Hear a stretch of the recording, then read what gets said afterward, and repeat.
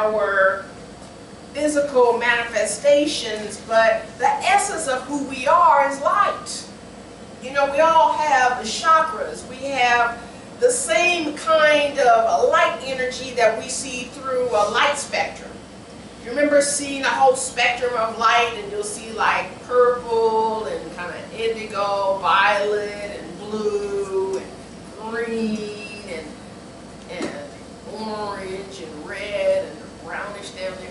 Well, you have that same thing going on within your body, in the heart, in the crown chakra, the highest spiritual color, the violet, and the indigo, where your intuition is active, and the red, the blue that is your communication, and the green that is your heart, your love space, and the orange that is your relationships and your awakening to yourself as compassion, and the red, the very birthing of your beingness. And so it's not unlike the light spectrums that you studied when you were in school, and it showed you that in the whole spectrum of life there are many colors. So we represent the many colors of this light spectrum, and we may be hanging out in any one of these different energy centers at any given time. Because what is happening is that light is absolutely coming into expression through us and as us.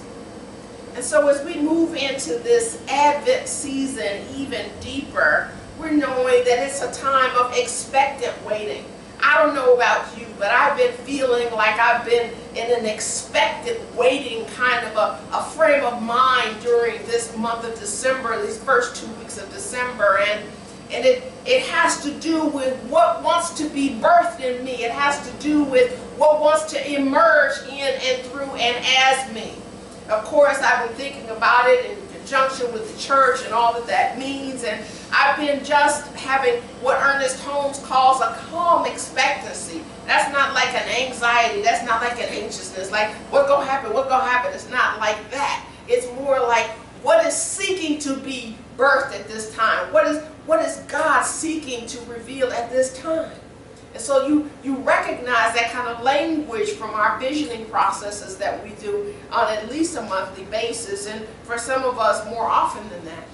But what I want you to know is that you are ever becoming more on this journey of life. It is the nature of your being here. It is simply your choice to be here, and you have decided to incarnate on this plane at this given time so that you can come to a newer and a greater realization of your divine identity.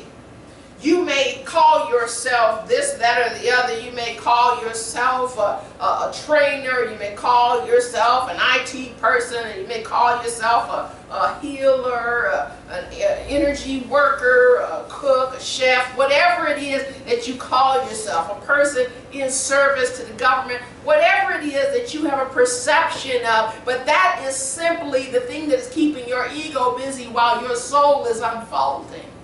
So it is important for you to know that what is happening when you decide to stand still, when you decide to stand in the stillness of your being, as is represented by Solstice on next Saturday, when you decide to stand still in the light of your being, then something is shifting. That dark night of the soul that you've been living in becomes lifted. That veil becomes lifted so that you can really appreciate and really be able to embrace the light of your being.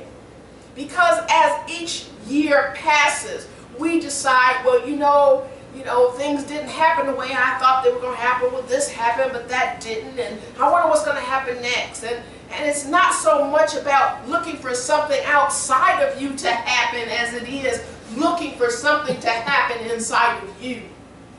And so those are some of the ideas that I was exploring in the article that I shared with you this morning that I wrote a few years ago. This article is full of everything. I may read a portion of it when we get to Kwanzaa, because there's that in there too. I'm sure it was the first time anybody ever wrote about Kwanzaa in the Science of Mind magazine. But yeah, it was me.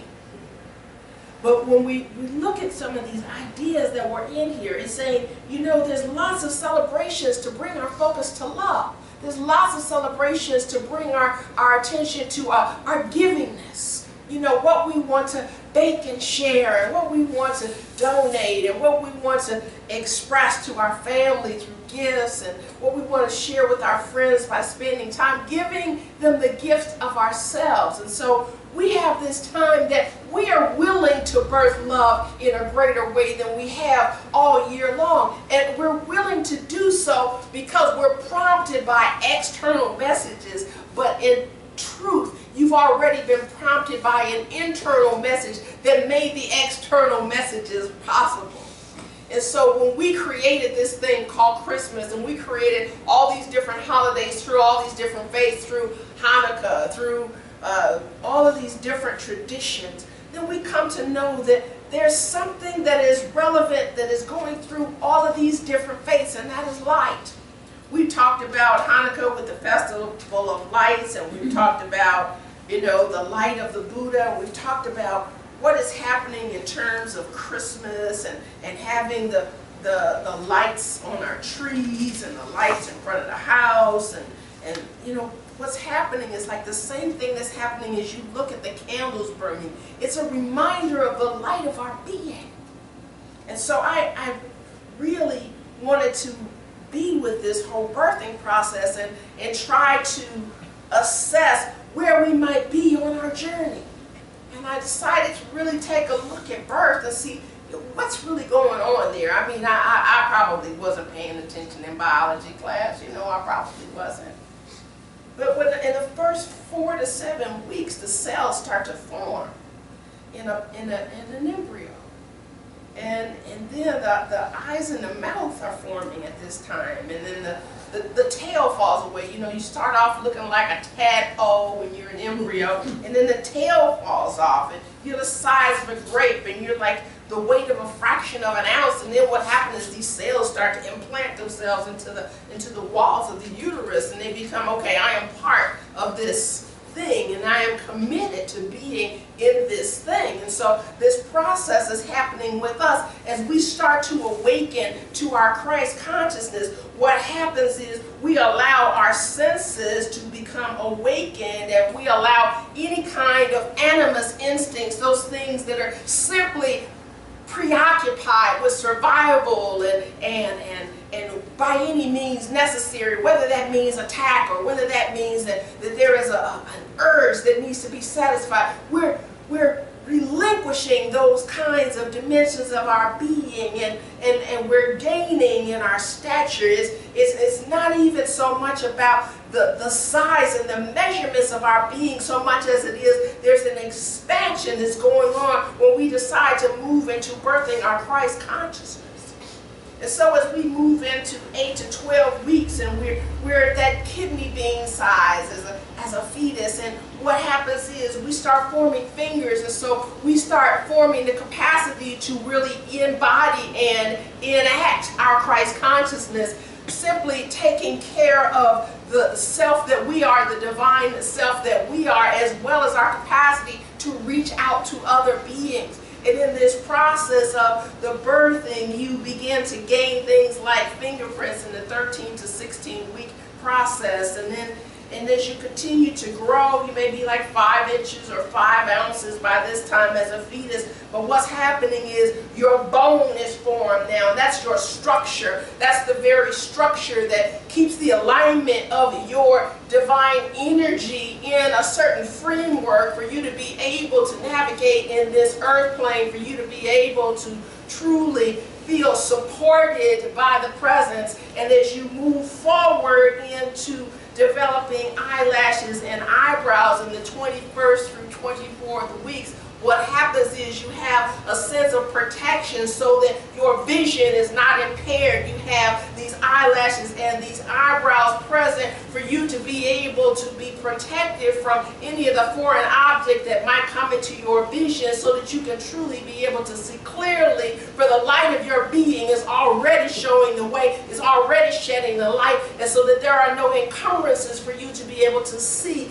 love wherever it is, for you to be able to connect with other light beings in the process, and for you to even be able to see the light and the darkness of the other beings that you may encounter along your way as you're developing your Christ consciousness.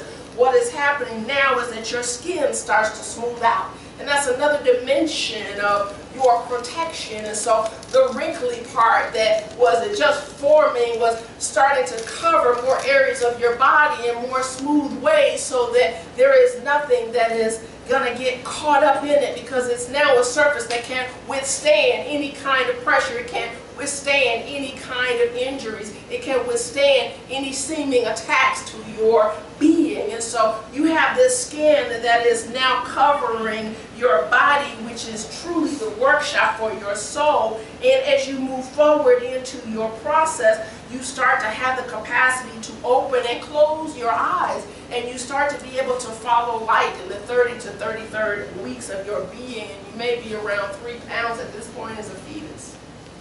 And so now that you have the capacity to open and close your eyes, you have the capacity to be able to see what is there for you to see for your soul's unfoldment. When it is time for you to close your eyes to that which is not necessary for you to see, you have an opportunity to close your eyes to the fallacies and the flaws that you perceive to be in other beings, and you have an opportunity to open your eyes to more of the good that is available to you and through you and in other people for you and in other people for so-called others. And as we move forward in this process of the unfoldment, the fat starts to form. You know that stuff you keep trying to get rid of. And this fat starts to form in the 34th to 37th weeks, and you may be 4.75 pounds or something to that degree.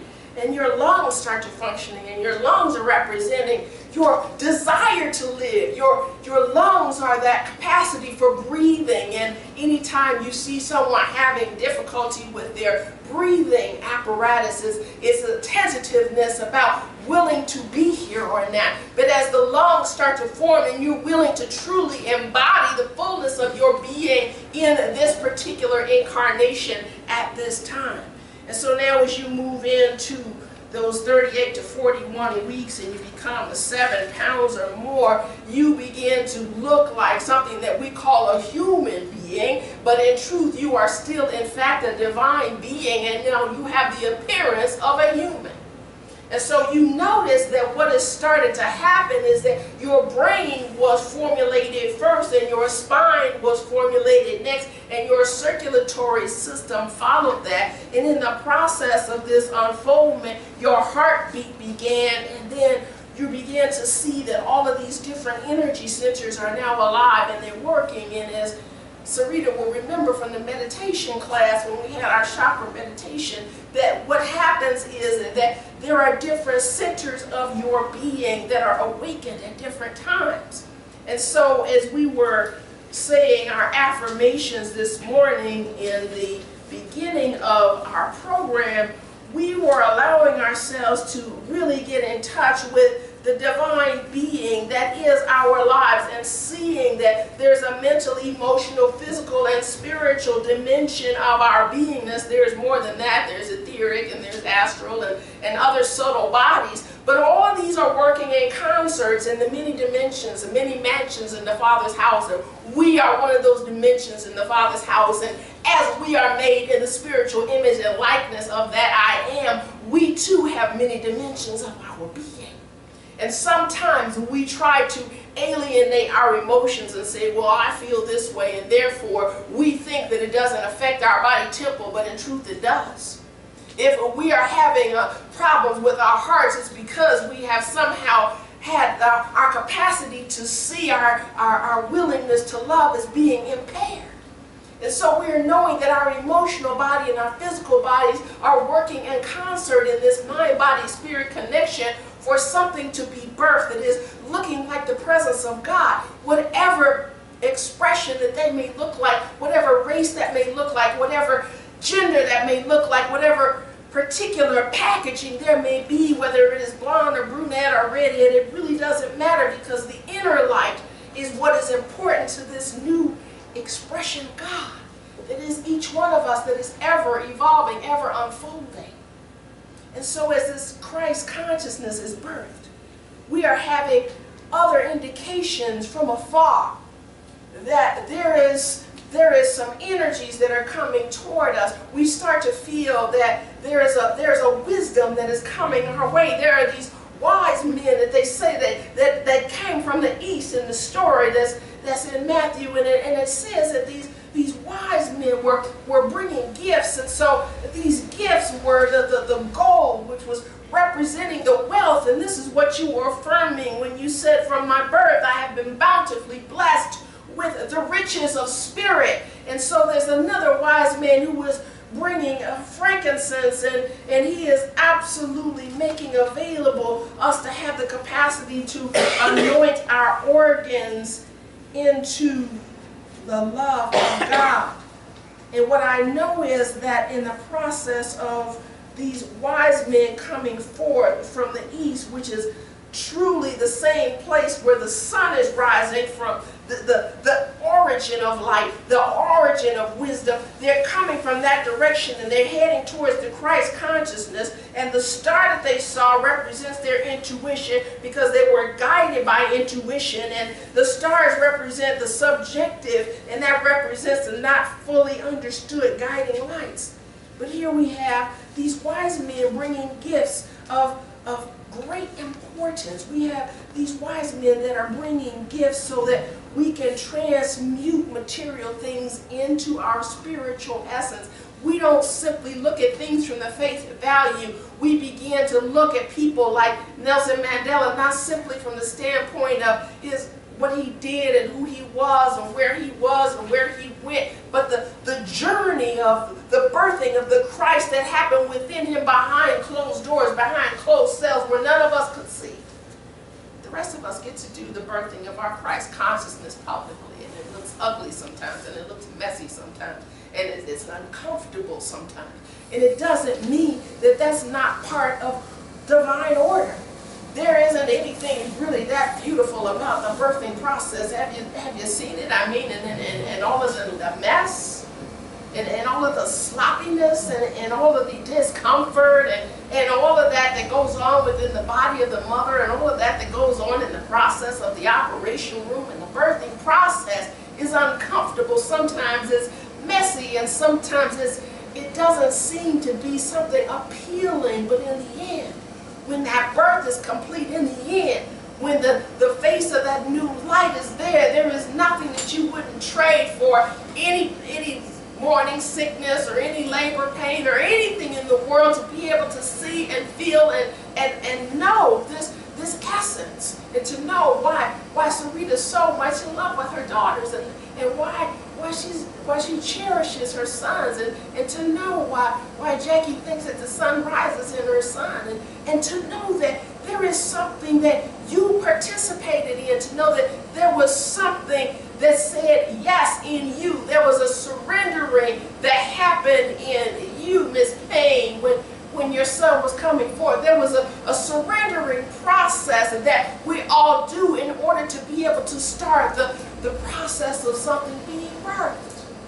So this is the time for us to surrender to the love energy that is within us. It is time for us to surrender to the compassion that is within us. It is time for us to surrender to the compassion not only for the so-called other, but the compassion for ourselves, to be gentle with ourselves as we start to judge what it was that we did and were not able to accomplish in the year 2013 so far. And to be able to be compassionate with ourselves as we guide ourselves into a new expression of life, as we begin again, as we embark on a journey of the unfolding of our soul once again, with a calendar giving us an opportunity to reunite and reignite the light within us as we reunite with the spirit that is within us.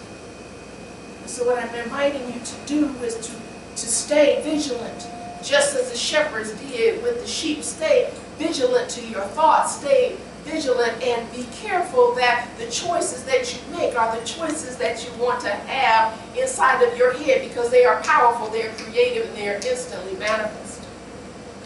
And so this is what Erica was inviting you to know when we were in the meditation, to take your attention and place it on the good, and to keep your mind protected by those thoughts that might enter that are not about love. And so we don't presume to know anything that is going on in someone else's mind, nor is it any of our business. But what is truth, it is for us for whom the bell tolls. And so we must know that when we are being awakened, when the alarm is going off, when there's something that's awakening inside of our being, there's something that seeks to be burnt. It may feel like some smart mouth teenager, it may feel like some indignant employer, it may look like some judgmental parent. Whatever it is, there's something that is seeking for you to unleash. It's like you gotta let go of that tail, that part of you that is animal and just simply wants to be in the conflict and just simply wants to be in the survival mode, because that is simply your ego trying to hold on to your attention, to take away your attention from your soul's unfoldment. So we'll start to explore that at the beginning of the year as we move into A Course in Miracles, and we participate in that journey. And as we complete our time here at the Brown Sugar, we'll be going into our usual burning bowl process, and then I'll be inviting you to join me at the Unity in Chicago at the beginning of January as I give my talk and we go through our white stone process of setting an intention for the new year in a substantial way that you can probably carry with you. And so there is this newness that is coming through you, and there are these ways that we are here to support you in moving through that process, in being midwives for something to be birthed in your being.